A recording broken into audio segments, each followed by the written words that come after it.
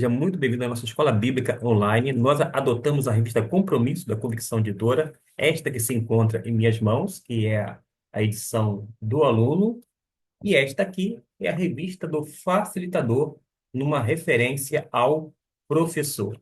Vamos, durante esse segundo trimestre de 2026, trabalhar sobre a seguinte temática: transformai-vos, com base na carta de Paulo aos Romanos. Quando a gente vai para a revista, conforme está indicado na nossa página de número 12, vamos observar que nós temos um tema bastante interessante e até mesmo pertinente: o Evangelho versus corrupção, ontem e hoje. A gente vai poder ter condições de fazer um paralelo. Mas quando a gente fala sobre este assunto, precisamos reportar a palavra de Deus, que é justamente a base da escola bíblica dominical. Eu tenho dito que não é escola revista dominical, senão escola bíblica dominical.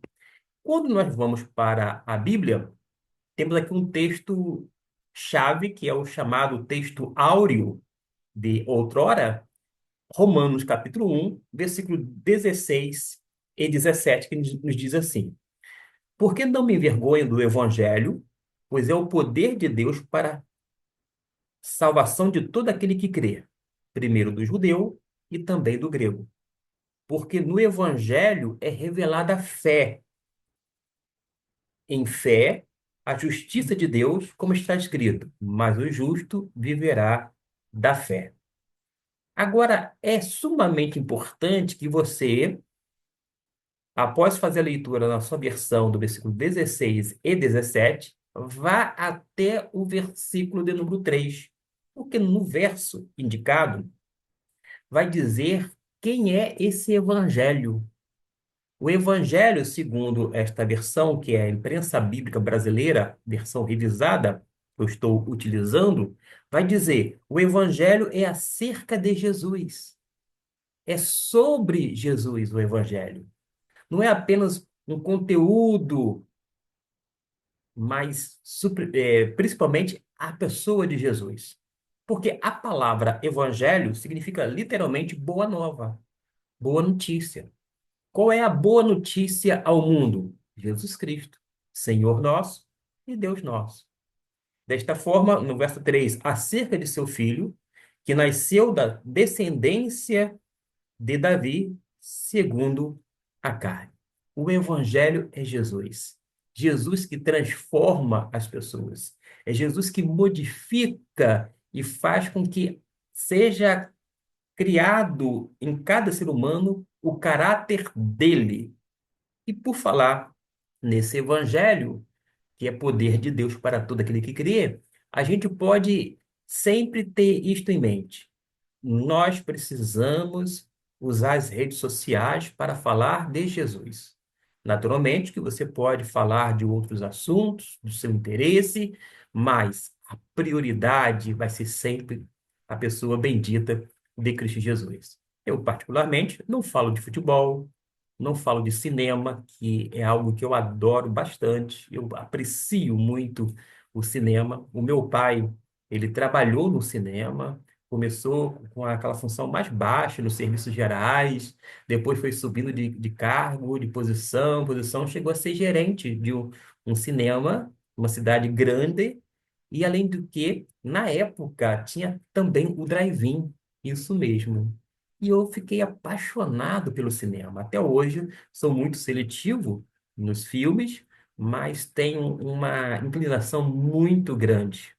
Agora, eu não falo de cinema, eu não falo sobre filmes, eu não falo sobre novelas, eu não falo sobre literatura, eu não falo sobre política, eu não falo sobre futebol sequer. Eu falo sempre de Cristo Jesus. E a boa notícia, sem dúvida alguma, para o mundo é Jesus. E quando a gente começa a trabalhar esse tema evangelho versus corrupção, a gente sabe que o pecado corrompe o homem. O pecado cauteriza a mente do indivíduo. Por isso, a importância do Evangelho de Deus, de ter a anunciação da pessoa de Jesus e, sobretudo, a internalização da palavra de Cristo em nós, para fazer não apenas o nosso coração arder, mas gerar uma transformação. Roma era uma das cidades mais estratégicas para o avanço do Evangelho no mundo antigo. Vale frisar que o evangelho começou na região da Palestina, estava ali depois em Jerusalém, no dia de Pentecostes, e posteriormente foi avançando pelo mundo inteiro. Mas chega no coração do Império Romano, na capital, Roma. E Roma era a capital do império que governava parte da Europa, Oriente Médio e norte da África. Roma era a fonte cultural, política e religiosa da sociedade em que Paulo vivia. Levar o evangelho àquela magnífica metrópole era não só desejável, mas uma urgente necessidade. Entretanto, todavia, contudo, o pecado escraviza aquela região. Escravizava e continua escravizando toda pessoa, toda localidade onde tem gente como a gente e que ainda não ouviu a respeito da boa notícia, uma referência à pessoa de Cristo Jesus. O pecado escravizava aquela região a tal ponto que o desafio seria imenso. Nada, porém, que seja impossível para Deus. Para Deus, nada é impossível. Mas Deus planeja que nós venhamos ser instrumentos dele para que possa difundir essa boa notícia que é justamente o Evangelho. O versículo 1 começa: Paulo, servo de Jesus Cristo, chamado para ser apóstolo, separado para o Evangelho de Deus. Note que o Evangelho não é meu, o Evangelho não é seu, o Evangelho é de Deus. E é este Evangelho que é sobre Jesus, conforme o versículo 3, que é o poder divino para todo aquele que nele crer, que crê em Jesus, que tem realmente a sua vida transformada. Mas nessa introdução, na página de número 12, tem uma pergunta. Aliás, mais de uma. Se você fosse um cidadão romano na época de Paulo, onde a cultura era corrompida e hostil à verdade do evangelho, qual seria a sua atitude? Você seria fiel ou adaptaria a sua mensagem para ser aceita? Particularmente, eu penso que é um tanto dificílimo se colocar naquele período, porque foi algo que eu não vivi e que você tampouco viveu. É muito cômodo, no século XXI, com o conhecimento que eu tenho a respeito da palavra de Deus, dizer: ah, se eu vivesse lá em Roma, eu agiria desta maneira. Eu faria desta forma, porque eu já conheço a Bíblia toda. Eu já fui alcançado por esse evangelho. Eu já fui transformado pelo mesmo. Eu tenho uma noção do todo a partir das Escrituras. Agora, quem sabe, se eu vivesse como cidadão romano, eu agiria da mesma forma, por causa do curso do mundo. As pessoas pensavam segundo o espírito da época, do seu tempo. E hoje, com essa mentalidade cristã no século XXI, eu tenho uma outra perspectiva. Eu tenho anseios diferentes e até mesmo não teria condições de responder a primeira pergunta. É, se fosse um cidadão romano na época de Paulo, onde a cultura era corrompida, hostil à verdade do evangelho, qual seria a minha atitude? Eu não sei. Eu não sei qual seria, porque primeiro que eu não estava lá para saber. Mas eu sei hoje que eu não teria essa mentalidade. Eu não teria sequer a Bíblia toda. Eu teria, sim, quem sabe, noção das Escrituras Sagradas. E eu seria gentio, a não ser se eu voltasse ao tempo, como se pudesse e construísse uma máquina do tempo, voltasse àquele período da cultura corrompida, hostil à verdade do evangelho, mas sendo, quem sabe, um judeu, ou de repente um gentio, não sei.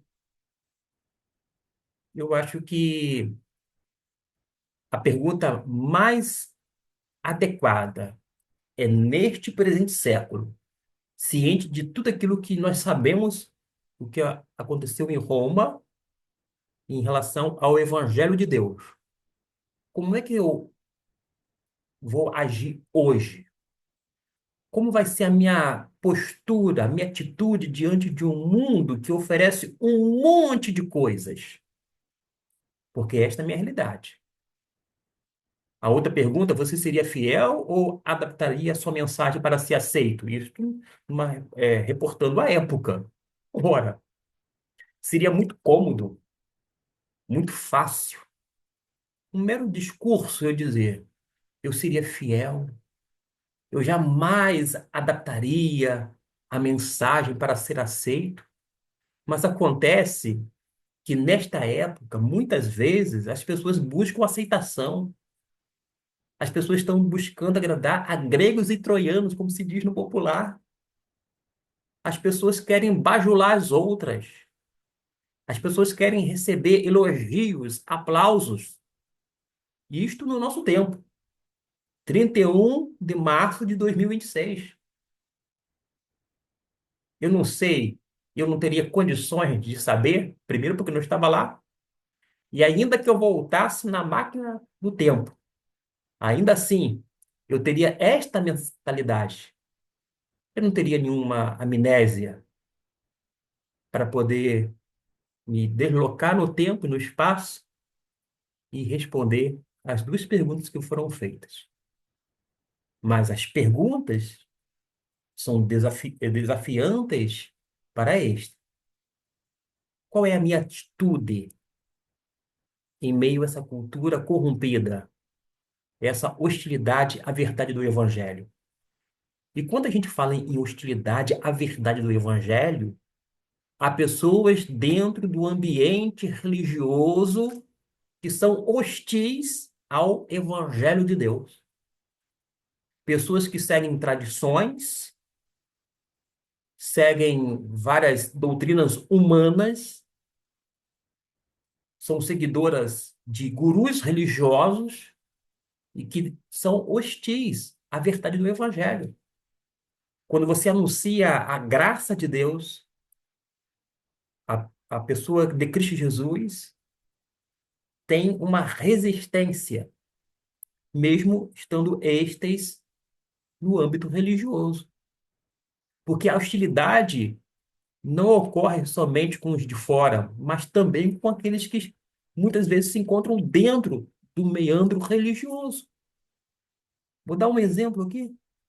Jesus falou sobre os falsos profetas que fariam grandes milagres. Pedro bate nessa tecla dos falsos profetas. Paulo, da mesma maneira. Mas hoje, quando as pessoas falam sobre os falsos profetas, com base na palavra de Deus, pessoas do nosso meio se levantam como se fossem defensoras daquelas pessoas que ficam propalando doutrinas falsas e saem em suas defesas a despeito do evangelho de Deus. Preferem um outro evangelho, mas não o evangelho de Deus. Preferem um evangelho diluído, ralo, mas não consistente. Aí, qual é a nossa atitude hoje? Eu sendo fiel a Deus, eu vou adaptar a mensagem para ser aceito? De modo algum. Porque, como ministro do Evangelho, eu preciso ser prisioneiro da palavra.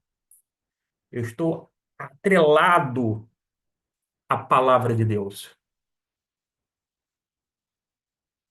Às vezes, este vê aqui ou acolá pessoas que são oradoras excepcionais, têm uma palavra muito boa, mas vai aos poucos se destoando da palavra de Deus, se afastando da palavra de Deus. Chegam a receber elogios, aplausos, são tidos como renomados, mas acaba aos poucos levando as pessoas para longe da Bíblia Sagrada.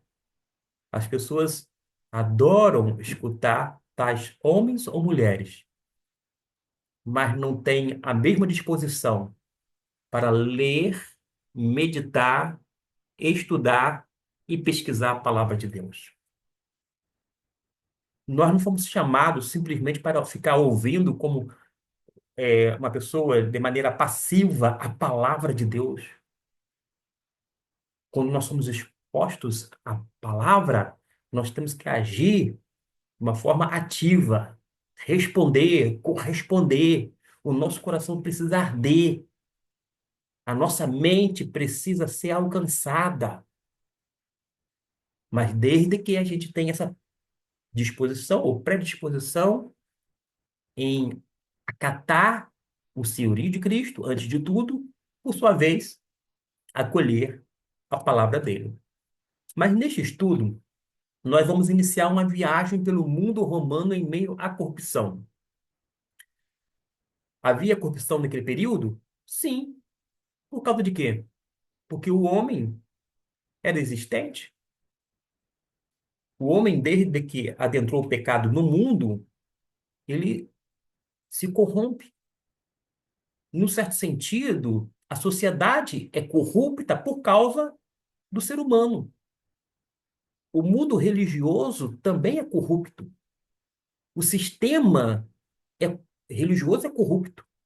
Não pelo sistema em si, mas pelos homens que fazem parte deste ou daquele sistema religioso. Porque o pecado corrói, o pecado corrompe, o pecado cauteriza a mente, o pecado vai endurecer o nosso coração.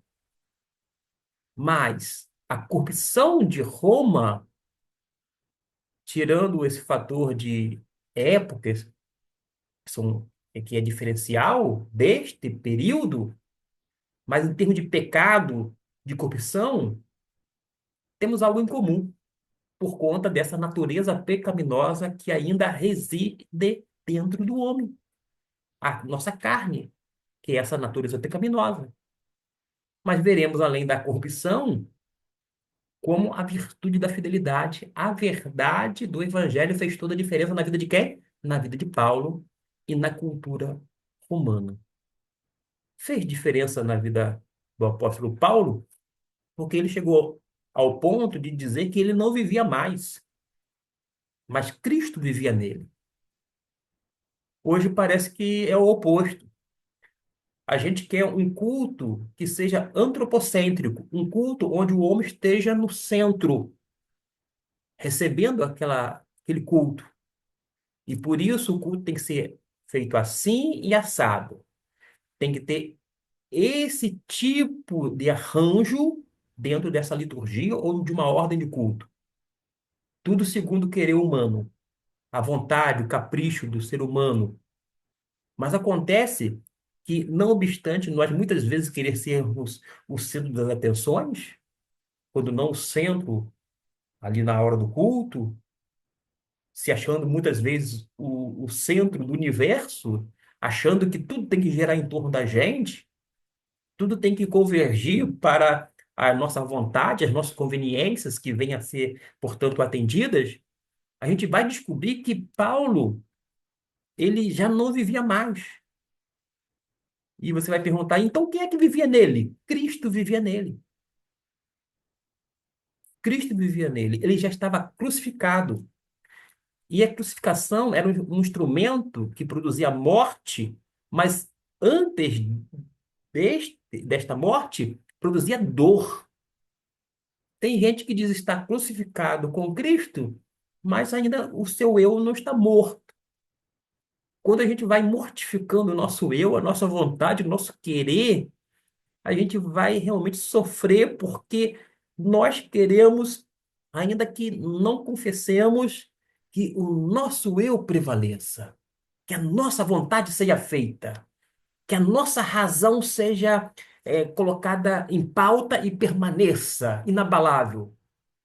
Mas chega um ponto de que não há mais eu, não há mais vontade, mas Cristo passa a viver em nós, da forma que a minha vontade não vai ser mais a minha, senão fazer a vontade dele, uma referência a Deus.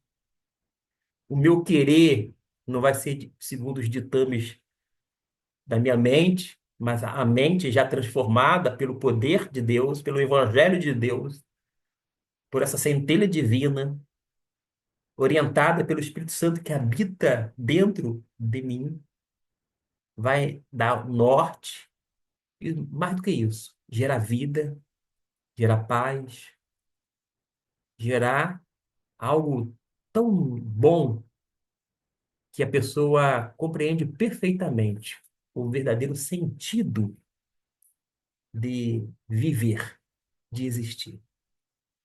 Não é mera sobrevivência neste mundo, é o real significado da existência humana através da presença constante do Espírito Santo que habita em nós.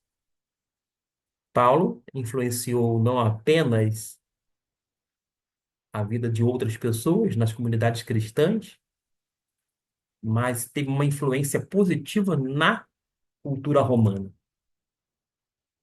Às vezes nós deixamos de influenciar, sofremos a influência e, de uma forma sutil, sorrateira, vai introduzindo práticas mundanas, ações realmente que não são é, cristãs dentro do bojo, uma referência a esse ato de culto, na questão eclesiástica, e achando que não tem nada a ver.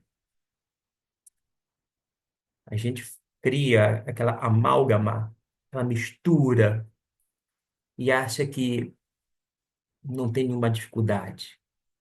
Pelo contrário, nós vamos aprender com o apóstolo Paulo a partir desta lição e no próximo vídeo. Desde já eu peço que você, por gentileza, compartilhe este vídeo, caso seja útil a você e desejar compartilhar com uma outra pessoa, com esse mesmo intuito, que você possa fazer, porque desta maneira está ajudando a disseminar a nossa escola bíblica online. Uma escola bem limitada, muito simples, mas que, sem dúvida alguma, é respaldada na palavra de Deus. E isto me interessa, é isto que nos interessa. E isso certamente agrada ao coração de Deus.